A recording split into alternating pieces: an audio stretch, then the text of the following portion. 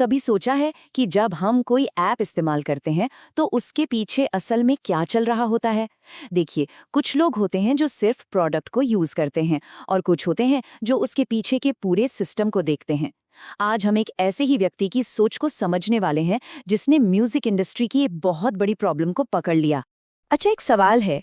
जब कोई हेडफोन लगाकर म्यूजिक सुनता है तो असल में उसे क्या सुनाई देता है? क्या सिर्फ गाने की धुन और उसके बोल, या फिर कुछ और भी है? ये सवाल सुनने में तो बड़ा सीधा साधा लगता है, लेकिन इसका जवाब ऑडियो इंडस्ट्री का पूरा भविष्य बदल सकता है। और यहीं पर एंट्री होती है संतोष की। संतोष के लिए ना म्यूजिक सिर्फ म्यूजिक नहीं था। जब वो गाने सुनते थे तो वो सिर्फ धुन नहीं सुन रहे थे, वो उसके पीछे काम कर रहे पूरे सिस्टम को सुन रहे थे। एक ऐसा सिस्टम जो करोड़ों लोगों तक पहुंच रहा था। तो चलिए थोड़ा और गहराई में जाते हैं कि संतोष आखिर सुन क्या रहे थे। जहां उनके दोस्त बस गानों की बीट्स में खोए हुए थे, संतोष का दिमाग एक एनालिस्ट की तरह काम कर रहा था। उनके लिए हर एक प्ले, हर एक स्किप, हर एक पॉज एक डेटा पॉइंट था जो एक बहुत बड़ी कहानी सुना रहा था। वो असल में लोगों के बर्ताव को पढ़ रहे थे, है ना? वो ये समझने की कोशिश कर रहे थे कि लोग कौन सा गाना बीच में ही छोड़ देते हैं, कौन सा गाना लूप पर सुनते हैं और कहां पर ऐड आते ही उन्हें गुस्सा आ जाता है। ये सब उनके लिए ना एक बड़ी पहेली के छोटे छोटे टुकड़े थे। और इन सारे टुकड़ों को जोड़कर उनके दिमाग में एक बहुत बड़ा और बहुत ही जरूरी सवाल उठा। ये सिर्फ एक सवाल नहीं था, बल्कि ये पूरी इंडस्ट्री की सबसे बड़ी चुनौती थी कि भाई, अगर करोड़ों लोग हर दिन ऑडियो सुन रहे हैं तो कंपनियां मुनाफा क्यों नहीं कमा पा रही हैं? पैसा जा कहाँ रहा है? तो इस सवाल का जवाब कहाँ मिलेगा? जाहिर है, नंबर्स में। संतोष ने एक बड़ी ऑडियो कंपनी की फाइनेंशियल रिपोर्ट्स को खंगालना शुरू कर दिया और उन्हें जो मिला वो सच में चौंकाने वाला था। पूरी कहानी का राज सिर्फ एक नंबर में छिपा था, 70%। ये वो नंबर था जो ऑडियो इंडस्ट्री की सबसे बड़ी और बुनियादी प्रॉब्लम को सामने ला रहा था। प्रॉब्लम ये थी कि कंपनी जो भी पैसा कमाती थी उसका 70% हिस्सा तो सीधे म्यूजिक लेबल्स और राइट्स होल्डर्स को चला जाता था। मतलब अगर कंपनी ने 100 रुपए कमाए तो उसके पास अपने खर्चे चलाने, नई टेक्नोलॉजी बनाने और मुनाफा कमाने के लिए सिर्फ 30 रुपए बचते थे। अब इसे बिजनेस की भाषा में कहते हैं स्ट्रक्चरल कॉस्ट। मतलब ये एक ऐसा जाल है जहां जितने ज्यादा कस्टमर आते हैं उतना ही ज्यादा खर्चा भी बढ़ता है। हर नए यूजर के साथ कंपनी की लागत बढ़ रही थी, जिससे प्रॉफिट कमाना लगभग नामुमकिन हो रहा था। तो संतोष को ये बात बिल्कुल साफ हो गई कि भाई, प्रॉब्लम यूजर्स में नहीं है, प्रॉब्लम तो बिजनेस के स्ट्रक्चर में ही है। ये एक ऐसी नींव पर बना था जो कभी मजबूत हो ही नहीं सकती थी। और यहीं से कहानी में एक दिलचस्प मोड़ आता है। जहां सब लोग इस 70% की प्रॉब्लम में उलझे हुए थे, संतोष ने एक ऐसी चीज देखी जो किसी को नजर नहीं आ रही थी। उन्होंने संगीत के शोर के परे एक खामोशी को सुना। उन्होंने देखा कि लोग अब सिर्फ गाने नहीं सुन रहे, वो कहानियां सुन रहे हैं, कुछ नया सीख रहे हैं, अपने अनुभव शेयर कर रहे हैं।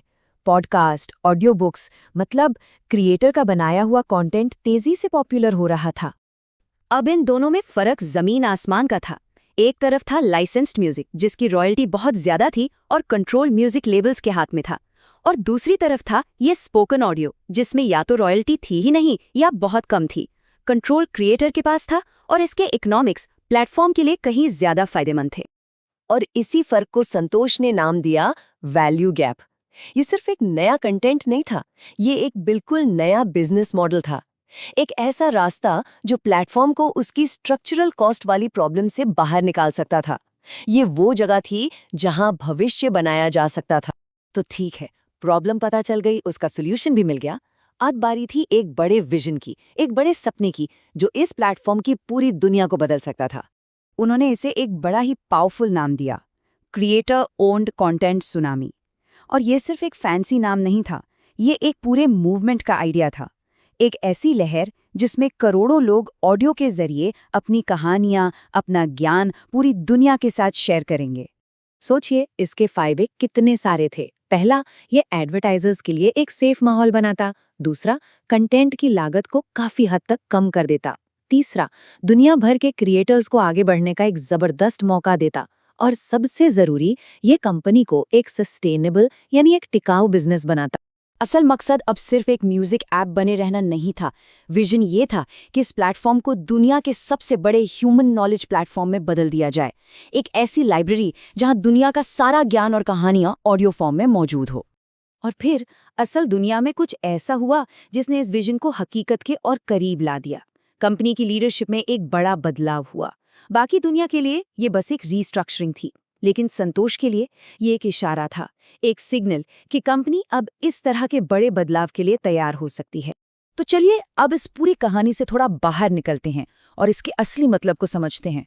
देखिए, ये कहानी सिर्फ एक ऑडियो ऐप की नहीं है। ये सोचने के एक खास तरीके के बारे में है, एक ऐसी सोच जो किसी भी सिस्टम को बदल सकती है। यहाँ पर दो तरह की सोच है। एक है यूजर की सोच, जो सिर्फ प्रोडक्ट को इस्तेमाल करता है, ऑडियो को सुनता है, और दूसरी है सीईओ की सोच, जो उस ऑडियो से एक सिस्टम बनाने के बारे में सोचता है, जो सिर्फ प्रोडक्ट को कंज्यूम नहीं करता बल्कि उसके पीछे के स्ट्रक्चर को, उसके इकोनॉमिक्स को समझता है। तो ये विश्लेषण यहीं खत्म होता है, लेकिन एक सवाल के साथ। अगली बार जब कोई भी ऐप इस्तेमाल करें तो एक पल के लिए रुककर सोचिएगा, क्या आप सिर्फ एक यूजर बनकर रहेंगे या आप उसके पीछे के सिस्टम को देखने की कोशिश करेंगे? क्या आप उस वैल्यू गैप को ढूंढ पाएंगे जिसे कोई और नहीं देख पा रहा?